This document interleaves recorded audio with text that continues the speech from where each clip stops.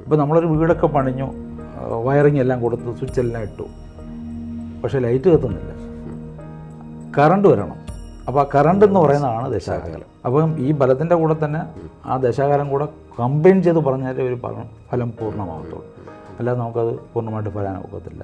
എന്തുകൊണ്ടാണ് ജ്യോതിഷ ഫലങ്ങൾ നിർണ്ണയിക്കുന്നത്? രാശി കൊണ്ടാണോ ലഗ്നം കൊണ്ടാണോ? സാർ ഒന്ന് പറയാമോ? തീർച്ചയായിട്ടും ഇത് എല്ലാവർക്കും ഒരു സംശയമുള്ളൊരു കാര്യമാണ്. അതെ, ലഗ്നമാണോ രാശിയാണോ എന്നുള്ള ഒരു കൺഫ്യൂഷനും ഉണ്ട്. അത് മാത്രമല്ല, അതിനെക്കുറിച്ചൊരു തർക്കങ്ങളും ഈ പറഞ്ഞ പോലെ ഒരു സംസാരങ്ങളും ഒക്കെ നടക്കുന്നുണ്ട്. പക്ഷേ ശരിക്കും നമ്മൾ ലഗ്നം കൊണ്ടാണ് ഫലം പറയേണ്ടത്. ഓക്കെ. രാശി കൊണ്ടുള്ള ഫലം എന്ന് പറഞ്ഞത് ടെമ്പററി ആണ്. കാരണം ചന്ദ്രൻ ഓരോ 2.25 ദിവസം അല്ലെങ്കിൽ 2 ദിവസം കൂടുമ്പം സഞ്ചരിച്ചുകൊണ്ടിരിക്കുക, മാറിക്കൊണ്ടിരിക്കുക. ലഗ്നം എന്ന് പറയുന്നത് നമ്മൾ ജനിച്ച സമയത്ത് ഗ്രഹങ്ങളിൽ ഈ ഈസ്റ്റേൺ ഹൊറിസോണിൽ എങ്ങനെ നിന്നോ അത് വെച്ചിട്ടാണ് നമ്മൾ ചെയ്യുന്നത്. അപ്പോൾ രാശി ഫലങ്ങൾ എന്ന് പറയുന്നത് ഈ ഗോചരത്തിൽ വരുന്നത് വലിയൊരു സദ്യയ്ക്ക് നമ്മളൊരു അച്ചാർ വിളമ്പുന്ന പോലെ. പക്ഷേ സദ്യ എന്ന് പറയുന്നത് ഈ ലഗ്നത്തിലുള്ള ഫലങ്ങളാണ്. അപ്പോൾ ലഗ്നം കൊണ്ടേ നമുക്ക് ഫലം പറയാനാകത്തുള്ളൂ. പക്ഷേ ആ ലഗ്നം കൊണ്ട് ഫലം പറയുമ്പം നമുക്ക് ഒഴിച്ചുകൂടാൻ പറ്റാത്തൊരു കാര്യമുണ്ട്, ദശാകാലം.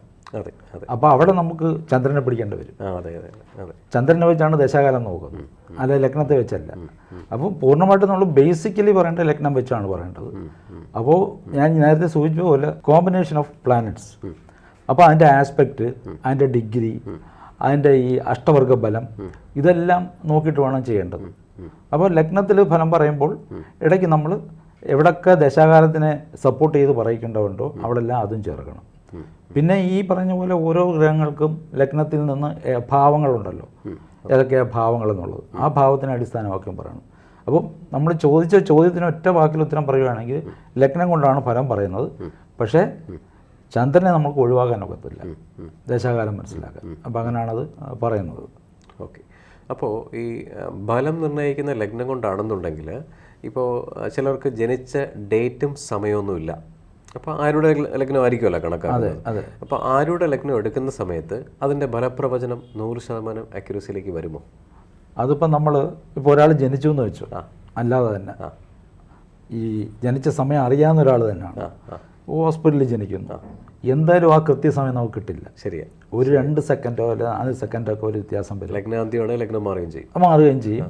അല്ല, രക്തം മാറുന്നത് 2 മണിക്കൂർ കൂടുമ്പോഴാണ്. അതെ, അന്ത്യത്തിലാണ്. അപ്പോൾ അങ്ങനെ മാറുമ്പോഴുള്ളതെന്ന് വെച്ചാൽ ആ ഒരു വ്യത്യാസം അതിനകത്ത് പ്രതിഫലിക്കും. എന്തായാലും 100% ആ ഒരു ഫലം നമുക്ക് വരത്തില്ല. എന്നിരുന്നാലും നമുക്ക് ബർത്ത് റെക്ടിഫിക്കേഷൻ എന്ന് പറഞ്ഞൊക്കെ ഒരു ഇപ്പോൾ ആൾക്കാർ പുതിയ ജ്യോതിഷികളൊക്കെ റിസർച്ച് ചെയ്ത് ഫലം പറയുന്നുണ്ട്. ആ ബർത്ത് റെക്ടിഫിക്കേഷൻ എന്ന് പറയുന്നത് നമ്മൾ അന്നത്തെ സൂര്യോദയം നോക്കി കറക്റ്റ് ചെയ്ത് വരുന്നതാണ്. അപ്പോൾ അത് 100% ആവണമെന്നില്ല. ഒരാളുടെ ജനനസമയം അറിഞ്ഞുകൂടാന്ന് പറഞ്ഞിരിക്കുന്നവർക്ക് നമുക്ക് പറഞ്ഞു കൊടുക്കാൻ പറ്റും. അപ്പം അത് പൂർണ്ണമായിട്ട് നമുക്ക് ആർക്കും നമുക്കത് പറയാനൊക്കത്തില്ല. അത് ഈ പറഞ്ഞ പോലെ ദൈവാധീനം ഉള്ളവർക്ക് ചിലപ്പം ആ സമയത്ത് അത് കൃത്യമായിട്ട് പറയാൻ പറ്റുമെന്ന് വരും. ശരി. ഈ ദശാകാലങ്ങൾ ഇല്ലാതെ ഫലപ്രവചനം നടത്തിക്കഴിഞ്ഞാൽ അതിൻ്റെ ആക്യുറസി എന്തുമാത്രമുണ്ട്? അത് പൂർണ്ണമായിട്ട് നമുക്ക് ശരിയാണെന്ന് പറയാനൊക്കത്തില്ല. നമ്മൾ ഈ പറയുമ്പോൾ ഫലം അവിടെ തെറ്റും. കാര്യം നമ്മൾ ലഗ്നത്തിൽ കൂടിയോ അല്ലെങ്കിൽ രാശിയിൽ കൂടിയോ ഫലം പറഞ്ഞുകൊണ്ടിരിക്കുമ്പോൾ അതിന് പ്രധാനമായിട്ടും ഒരു അടിസ്ഥാനമായിട്ട് വേണ്ടി വരുന്നൊരു കാര്യമാണ് ദശാകാലം. അപ്പം ഫലം നമ്മൾ പറയുമ്പോൾ ഏതൊരു ഫലമായാലും പറഞ്ഞു കഴിയുമ്പോൾ ഇന്ന കാര്യങ്ങൾ നടക്കും, അദ്ദേഹത്തിന് നല്ല കാര്യങ്ങൾ നടക്കും എന്നൊക്കെ പറയുമ്പോൾ, ഇപ്പോൾ ഉദാഹരണത്തിന് നമ്മളിപ്പം ബുധദശയെക്കുറിച്ച് പറയുകയാണ്. അപ്പോൾ ബുധദശ നമുക്ക് അവിടെ ആവശ്യമായിട്ട് വരുവാണ്. എങ്ങനെയാണെന്ന് വെച്ചാൽ ഒരാൾക്ക് ബുധനെ കൊണ്ടൊരു യോഗമുണ്ട്, അദ്ദേഹത്തിന് ബുധ ആദിത്യ യോഗം, അങ്ങനെ ഏതെങ്കിലും ഒരു യോഗം അദ്ദേഹത്തിനുണ്ട്. അപ്പോൾ അത് നമ്മൾ ഫലം പറയുമ്പോൾ ബുധനെക്കുറിച്ചിട്ടുള്ള കാര്യങ്ങളെല്ലാം പറയും. ട്രേഡിങ്, കമ്മ്യൂണിക്കേഷൻ, മീഡിയ, ജേർണലിസം, വാക്സാമർത്ഥ്യം, ഇൻ്റലിജൻറ്റ്, ഇതൊക്കെ ബുധൻ്റെ കാരകത്വങ്ങളാണ്. ഇതൊക്കെ നമ്മൾ പറയും. അപ്പോൾ ഇതൊക്കെ പറയുമ്പോൾ ഈ ദശാകാലം കൂടി വന്നു കഴിഞ്ഞാൽ മാത്രമേ ഈ പറഞ്ഞ ഫലങ്ങൾ പൂർണ്ണമായും വരികയുള്ളൂ. അല്ലാതെ നമുക്ക് പറഞ്ഞു പോകുമ്പോൾ അതാണ് ഈ ഫലങ്ങൾ തെറ്റിപ്പോകുന്നത്. അപ്പോൾ പറയുമ്പോൾ ഒരു 30% കിട്ടും, ബാക്കി 70% കിട്ടാത്ത കാര്യം എന്ന് വെച്ചാൽ ഈ ദശാകാലം സപ്പോർട്ടാവണം. ഇപ്പോൾ നമ്മളൊരു വീടൊക്കെ പണിഞ്ഞു, വയറിങ് എല്ലാം കൊടുത്ത് സ്വിച്ച് എല്ലാം ഇട്ടു, പക്ഷേ ലൈറ്റ് കത്തുന്നില്ല, കറണ്ട് വരണം. അപ്പോൾ ആ കറണ്ട് എന്ന് പറയുന്നതാണ് ദശാകാലം. അപ്പം ഈ ബലത്തിൻ്റെ കൂടെ തന്നെ ആ ദശാകാലം കൂടെ കമ്പൈൻ ചെയ്ത് പറഞ്ഞാലേ ഒരു ഫലം പൂർണ്ണമാകത്തുള്ളൂ. അല്ലാതെ നമുക്കത് പൂർണ്ണമായിട്ട് ഫലം ഒക്കത്തില്ല, ഒരിക്കലും ഒഴിവാക്കാൻ ഒക്കത്തില്ല. അങ്ങനെയാണ്. അപ്പോൾ നമ്മളിപ്പം ഒരാൾ പെട്ടെന്ന് നമ്മളോടൊരു അദ്ദേഹത്തിൻ്റെ ബുദ്ധിമുട്ടുള്ള കാര്യങ്ങളൊന്ന് ചോദിക്കാനായിട്ട് വരുന്നത് എപ്പോഴും ഒരു പ്രയാസം വരുമ്പോഴാണല്ലോ ജ്യോതിഷം കാണുന്നത്, അല്ലെങ്കിൽ ആരും വരാറില്ല. ശരിക്കും സന്തോഷം വരുമ്പോഴും പോകണം, തീർച്ചയായിട്ടും ജ്യോതിഷനെ ഹാപ്പി ആക്കുകയും ജ്യോതിഷന് അനുഗ്രഹം മേടിക്കുകയും നല്ല ദൈവജ്ഞന്മാരുടെ അനുഗ്രഹം ഈശ്വരനെക്കാളും മേളിലെന്നാണ് പറയുന്നത്. തീർച്ചയായിട്ടും ഗുരുക്കന്മാരുടെ അനുഗ്രഹം ഇല്ലാതെ നമുക്കൊന്നും ചെയ്യാനും പറയാനും ഒക്കത്തില്ല. അപ്പോൾ ചില ആൾക്കാർ വരുന്നുണ്ട്, ഇപ്പോൾ എൻ്റെ 1-2 ക്ലയൻസ് ഒക്കെ ആണെങ്കിൽ ചിലർ വരുന്നുണ്ട് സാറേ. ചിലർ എന്താ പറയുക, ഇപ്പോൾ വളരെ ബിസിനസ്സിൽ തിളങ്ങി നിൽക്കുന്ന ആൾക്കാർ ഉണ്ട് പോകുന്നുണ്ട്, സ്ഥിരമായിട്ട് ചെയ്യുന്നുണ്ട്. അവർക്ക് ബുദ്ധിമുട്ടോ അങ്ങനെയൊന്നും അവർ നോക്കുന്നില്ല. അവർ സ്ഥിരമായിട്ട് ഈ ആഹാരം കഴിക്കുന്ന പോലെ ഇതിൻ്റെ ഒരു ഭാഗം അവർ ചെയ്തുകൊണ്ടേയിരിക്കും. അപ്പോൾ അതാണ് അങ്ങനെ വരുന്നത്. അപ്പം ദശാകാലം ഇല്ലാതെ നമുക്കൊരിക്കലും ഫലപ്രവചനം അസാധ്യമാണ്. പറയാം, പക്ഷേ അത് പൂർണ്ണമാകത്തില്ല. ഓക്കെ. ഈ ദശാകാലങ്ങളിൽ വരുന്ന മാറ്റങ്ങൾ സാധാരണ ഒരു ജാതകൻ അനുഭവിക്കുന്ന പല രീതിയിലുള്ള എന്താ പറയുക അനുഭവങ്ങളായിരിക്കും. പല രീതിയിൽ ചിലപ്പം മാനസികമായിട്ടുള്ള സങ്കോചങ്ങളോ അല്ലെങ്കിൽ സന്തോഷകരമായ നിമിഷങ്ങൾ. മാനസികമായ ഇതെന്ന് പറയുന്നത് ഏതെങ്കിലും ഒരു ശനിദശാകാലങ്ങളിൽ അല്ലെങ്കിൽ ശുക്രദശാകാലങ്ങളിൽ, എല്ലാവർക്കും ശുക്രദശ എന്ന് പറയുമ്പോൾ ഭയങ്കര സന്തോഷമുള്ള കാര്യം. അപ്പോൾ അടുത്ത ശുക്രദശയ്ക്ക് വേണ്ടി ഇങ്ങനെ കാത്തിരുന്ന് ഒരു മനുഷ്യൻ്റെ ജീവിതത്തിൽ ഏറ്റവും കൂടുതൽ ശനിദശ കഴിഞ്ഞാൽ എന്താ പറയുക, ശനി ദശയിൽ ഏറ്റവും കൂടുതൽ 19-20 വർഷം ഉണ്ടെന്നുണ്ടെങ്കിൽ ഈ 7.5 വർഷം കഴിയുമ്പം എല്ലാം തന്ന് സന്തോഷിപ്പിച്ചിട്ട് പോകുന്ന ശനി വീണ്ടും ശുക്രദശ നമ്മൾ വരുമ്പോൾ എനിക്കെല്ലാം കിട്ടും എന്ന് പ്രതീക്ഷിച്ചിരിക്കുന്ന ഒരു മനുഷ്യന് അൺഎക്സ്പെക്റ്റഡ് ഒരു അടി കിട്ടുന്നു. അതായത് ഈ ശുക്രദശയിൽ കേതുവിൻ്റെ അപഹാരമോ അല്ലെങ്കിൽ ശനിയുടെ അപഹാരമോ അല്ലെങ്കിൽ രാഹുവിൻ്റെ അപഹാരമോ വരുമ്പോൾ പ്രതീക്ഷിക്കാതെ നമ്മൾ താഴെ പോകുന്നൊരു സാഹചര്യം ഉണ്ടാവും. നല്ല ജ്യോതിഷന് അത് പറഞ്ഞു കൊടുക്കുകയും ചെയ്യും. നല്ല ദൈവജ്ഞന്മാരെ കാണുമ്പോൾ തന്നെ നേരത്തെ ഒരു എന്താ പറയുക ഇരുട്ടത്ത് ടോർച്ച് ലൈറ്റ് പോലെ ജ്യോതിഷന്മാരെ പ്രത്യക്ഷപ്പെടുകയും വെളിച്ചം കാണിച്ചു കൊടുക്കുകയും ചെയ്യും. ഇതൊന്നും അറിയാതെ അകപ്പെട്ടു പോകുന്നവർക്ക് ആ കാലഘട്ടങ്ങളിൽ ഇവർക്ക് ചിലപ്പം രാജയോഗമോ അല്ലെങ്കിൽ മാളവിക യോഗമോ ഉള്ള കാലഘട്ടങ്ങളായിരിക്കാം, അറിയില്ല. പക്ഷേ ഇങ്ങനത്തെ ചില സാഹചര്യങ്ങൾ കൊണ്ട് അത് മാറിപ്പോകുന്നു. ഇതിനൊക്കെ ഇങ്ങനെ മാറിപ്പോകാതിരിക്കാൻ വേണ്ടി എന്തൊക്കെ പ്രതിവിധികളാണ് എടുക്കേണ്ടത്? ഞാനൊരു എക്സാമ്പിൾ പറഞ്ഞതേ ഉള്ളൂ. 100,000 സംഭവങ്ങളുണ്ട്. അപ്പോൾ അതിനെന്താണ് നമ്മൾ ചെയ്യേണ്ടതെന്ന് വെച്ചാൽ, ആദ്യം ഈ ശുക്രദശ എന്ന് പറയുന്നത് എല്ലാവർക്കും അനുകൂലമല്ല. അതാദ്യം നമ്മൾ മനസ്സിലാക്കണം. ഇപ്പം മീനൻ രാശിക്കാർ, കർക്കിടക രാശിക്കാർ, ഇങ്ങനെ 1-2 രാശിക്കാർക്ക് ഈ ശുക്രൻ ശത്രുവാണ്.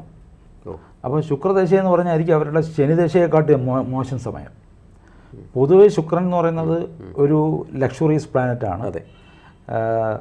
ഈ പറഞ്ഞ പോലെ ഈ നമ്മുടെ ഈ സുഖലോഭങ്ങളെല്ലാം തരുന്നൊരു ഗ്രഹമാണ് ശുക്രൻ. എൻ്റർടൈൻമെൻറ്റ്, അപ്പോൾ ഫിലിം സ്റ്റാർസ് എല്ലാം ശുക്രൻ്റെ ആധിക്യമുള്ളവരാണ്. അപ്പോൾ ഇതിനകത്തൊരു കുഴപ്പമെന്ന് വെച്ചാൽ ഈ ശുക്രനെല്ലാം തന്ന് സഹായിച്ചിട്ട് ലാസ്റ്റ് വലിച്ച് താഴെ. ശനി നേരെ തിരിച്ച, ആദ്യം പണിയും പിന്നെ നല്ലത്. അതാണ് ഇത് തമ്മിലുള്ള വ്യത്യാസം. അപ്പോൾ ശുക്രദശ ഒരാൾക്ക് ജാതകാൽ നല്ലതാണെങ്കിൽ ഈ നേരത്തെ നമ്മൾ ചോദിച്ച ക്വസ്റ്റ്യൻ, അതായത് ശുക്രദശയിൽ കേതുവിൻ്റെ അപഹാരം വന്നാൽ ബുദ്ധിമുട്ടാവുമോ ഇല്ല എന്നുള്ളതാണ്. അതിന് നമ്മൾ എന്താണെന്ന് വെച്ചാൽ ഡീപ്പായിട്ട് ആ ജാതകം പരിശോധിക്കണം. അവിടെ നമ്മൾ പരിശോധിക്കേണ്ടതെന്ന് വെച്ചാൽ ഈ കേതു ഇദ്ദേഹത്തിന് അനുകൂലമാണോ പ്രതികൂലമാണോ നോക്കണം. അനുകൂലമായിട്ടാണ് നിൽക്കുന്ന ഈ ശുക്രദശയിലെ കേതുവിൻ്റെ അപഹാരം അദ്ദേഹത്തിന് ഒന്നും ചെയ്യത്തില്ല. അതേസമയം ആ കേതു ദോഷഗ്രഹമായിട്ട് 8-ലോ 12-ലോ ഇങ്ങനെയൊക്കെ ചില ഭാവങ്ങളിൽ നിന്ന് കഴിഞ്ഞാൽ ആത്മീയത വർദ്ധിക്കും, പക്ഷെ തരാനുള്ള പണി അത് തന്നുകൊണ്ടിരിക്കും. പക്ഷെ അനുകൂലമായിട്ട് നിൽക്കുന്നു 3-6 ഇങ്ങനെ ഉപജയസ്ഥാനങ്ങളിലൊക്കെ നിൽക്കുകയാണെന്നുണ്ടെങ്കിൽ ശുക്രദശ വന്നു കഴിഞ്ഞാൽ അതിൻ്റെ അവസാനത്തെ അപഹാരമാണ് ഈ കേതു. ശുക്രദശയിലെ അവസാനത്തെ അപഹാരമാണ് കേതു. അപ്പോൾ ആ സമയത്ത് അവർക്ക് അനുകൂലമാണെങ്കിൽ ആത്മീയത വർദ്ധിക്കും. ആ ലക്ഷറിയസ് ലൈഫ് എല്ലാം നമ്മൾ വെടിഞ്ഞ് ഇതിൻ്റെ അപഹാരത്തിൽ നമ്മൾ ആത്മീയതയിലോട്ട് തിരിയും. എങ്ങനെ വരുന്നത്?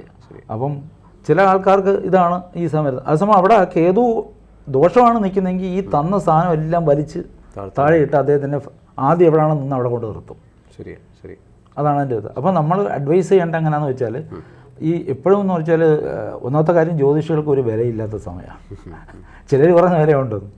കാരണം എന്ന് വെച്ചാൽ അവർ വന്ന് ഒന്ന് ചോദിച്ചിട്ട് പോകാമെന്ന് പറഞ്ഞല്ല. പക്ഷേ ഇതൊരു ഭയങ്കര ഒരു സംഭവമാണ്. ദൈവാധീനമുള്ളവർക്കും നല്ല ഗ്രഹിച്ച് പഠിച്ച ആൾക്കാർക്കും പറയാൻ പറ്റുന്നൊരു സംഭവമാണ്. അത് ഒരു അറിവ്, ആ അറിവെന്ന് വെച്ചാൽ അവരുടെ ലൈഫ് ലോങ് കിട്ടുന്നൊരു അറിവാണ്. അപ്പോൾ അതിനെ നമ്മൾ വില കുറച്ചാണ് ആൾക്കാർ കാണുന്നത്. അപ്പോൾ ഈ പറഞ്ഞ ചോദ്യത്തിനുള്ള ഉത്തരം എന്ന് വെച്ചാൽ, നമ്മൾ ആ പർട്ടിക്കുലർ ചോദിച്ച ആളുടെ ശുക്രദശ പരിശോധിക്കുക. പരിശോധിച്ചിട്ട് കേതുവോ ശനിയോ ഇപ്പം ശനിയും ശുക്രനും വന്നു കഴിഞ്ഞാൽ അവർ രണ്ടുപേരും സുഹൃത്തുക്കളാണ്, വലിയ ശല്യം ചെയ്യത്തില്ല. എന്നിരുന്നാലും ശനി ജാതകത്തിൽ കുറച്ച് അനുകൂലമായിട്ടിരിക്കണം. എപ്പോഴും നമ്മൾ ഈ സൂചിച്ച പോലെ ഈ ഏത് ദശാകാലം വന്നാലും അന്തർദശ വന്നാലും അതൊക്കെ നമുക്ക് ജാതകത്തിൽ അനുകൂലമായിട്ട് നിൽക്കണം. പക്ഷേ ആർക്കെങ്കിലും അങ്ങനെ പൂർണ്ണമായിട്ട് അനുകൂലമായിട്ട് നിൽക്കുമോ? നിൽക്കത്തില്ല. അപ്പോൾ അതിങ്ങനെ മാറിക്കൊണ്ടിരിക്കും ഓരോരുത്തരുടെ ജാതകത്തിന്. അത് മാറുന്നതനുസരിച്ചിട്ടും ജാതകത്തിൽ അപഹാരത്തിൽ നിൽക്കുന്ന ആ ഗ്രഹം മോശമാണെങ്കിൽ മോശം അനുഭവമായിരിക്കും. ശുക്രദശ എന്ന് പറഞ്ഞിട്ട് കാര്യമില്ല. അതുപോലെ തന്നെ പ്രത്യന്തർദശ, അന്തർദശ കഴിഞ്ഞിട്ടുള്ള പ്രത്യന്തർദശ, സൂക്ഷ്മാന്തർദശ, ഇങ്ങനെയൊക്കെ ഉണ്ട്. അപ്പം ഇതെല്ലാം എന്ന് വെച്ചാൽ നമുക്ക് ഇതിൽ അനുകൂലമായിട്ട് വരണം.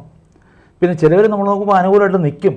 അപ്പം വീണ്ടും നമ്മളത് ഡീപ്പായിട്ട് പോകുമ്പോൾ അതിൻ്റെ ചാരം, നക്ഷത്ര ചാരം പരിശോധിക്കണം. ഏത് നക്ഷത്ര ചാരത്തിലാണ് നിൽക്കുന്നത്, ആ നക്ഷത്ര ചാരൻ മറഞ്ഞു നിൽക്കുവാണെങ്കിൽ ഇവിടെ പിന്നെയും പണി കിട്ടും. ശരിയാ. എന്തായാലും നല്ലൊരു എഫക്റ്റീവായിട്ടുള്ള ഒരു ഫലം കിട്ടണമെന്നുണ്ടെങ്കിൽ ഈ യോഗ്യതയുള്ള ജ്യോതിഷന്മാർ നല്ലൊരു വഴികാട്ടിയായി ജനങ്ങൾക്ക് മാറണം. എങ്കിൽ മാത്രമേ അറിവുള്ള യോഗ്യതയുള്ള ജ്യോതിഷന്മാരാണ് ശരിക്കും സാധാരണ ജനങ്ങളുടെ വഴികാട്ടി. അല്ലെങ്കിൽ ശുക്രദശ ഉണ്ടെന്ന് പറഞ്ഞിരിക്കുകയും അവിടെ ഈ പണി കിട്ടുകയും അറിയാതെ പോവുകയും സാറ് പറഞ്ഞ പോലെ മേളിൽ നിന്നാണ് വലിച്ച് താഴെ ഇടുന്നത്. അത് ഉണ്ടാവാതിരിക്കട്ടെ. എല്ലാവരും നല്ല ജ്യോതിഷന്മാരുടെ അടുത്ത് പോയി അവരുടെ ജീവിതത്തിൻ്റെ ഒരു വെളിച്ചമായിട്ട്, ജ്യോതിഷന്മാർക്ക് അന്നും ഇന്നും എല്ലാവർക്കും മനസ്സിനകത്തൊരു സ്ഥാനം മലയാളികൾ മാത്രമല്ല എല്ലാവരും കൊടുത്തിട്ടുണ്ട്. അത് എല്ലാ ജ്യോതിഷന്മാർക്കും ഈശ്വരാധീനം ഉണ്ടാകട്ടെ. നല്ലത് വരട്ടെ. നന്ദി. നമസ്കാരം. ജ്യോതിഷവുമായി ബന്ധപ്പെട്ട എല്ലാ വിശേഷങ്ങളും നിങ്ങളിലേക്കെത്താൻ ABC ജ്യോതിഷം സബ്സ്ക്രൈബ് ചെയ്യുക.